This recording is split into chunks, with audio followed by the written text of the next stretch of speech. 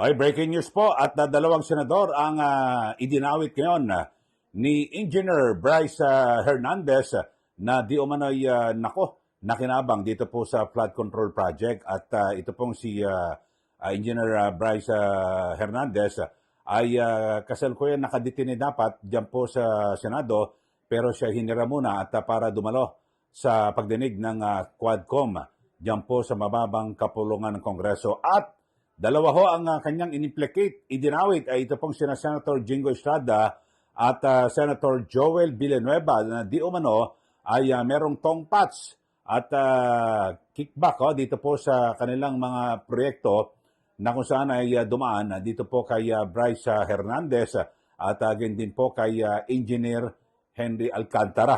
So yan ho, ngayon kasalukuyan nangyayari dyan po sa Senado. Pakinggan ho natin itong naging pahayag ni Engineer Bryce Hernandez na kung saan ay kanyang lantarang idinadawit ito pong si Senator Jingo Estrada at maging si Senator Joel Villanueva.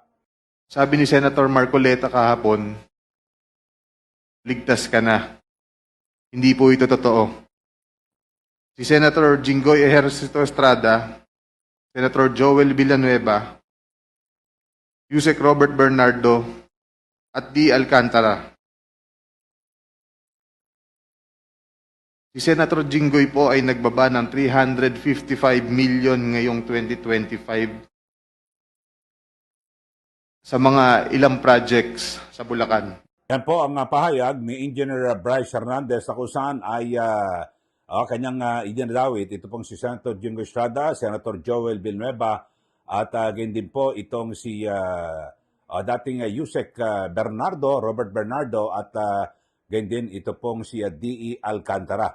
So ang tabayaran, yung iba pa nating mga kaganap at mga dagdag na detalye dito po sa patuloy na isinasagawang pagdinig ng House of Representatives na may kinalaman sa sinasabing di umano'y maanormalya na flood control projects. Ulitin nun natin, si Senator Jingo Estrada, Senator Joel Villanueva ang pinangalanan na ni Bryce Hernandez na di umano'y nakinabang sa flood control project. Samantalang sa Senado, kahapon ay nagsagawa po ng pagdinig.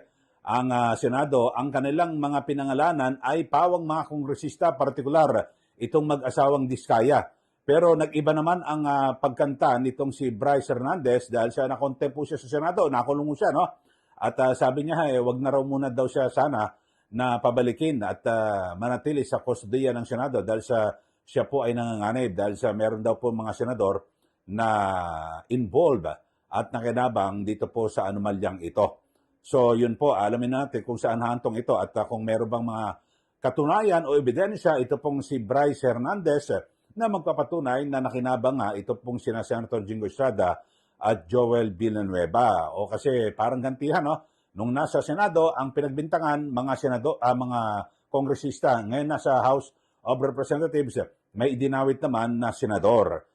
So nagbabanggaan ho ang Senado at ang House of Representatives.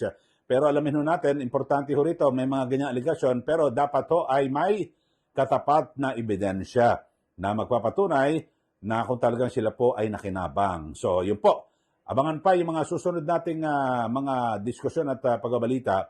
Yan po yung at magbibigay ho tayo ng update kaugnay pa rin ng pagdinig dyan po sa mababang kapulungan ng Kongreso. Maraming salamat. Yan po ang ating breaking news. So muli, ito po si Kaeli. Magandang araw po sa ating lahat.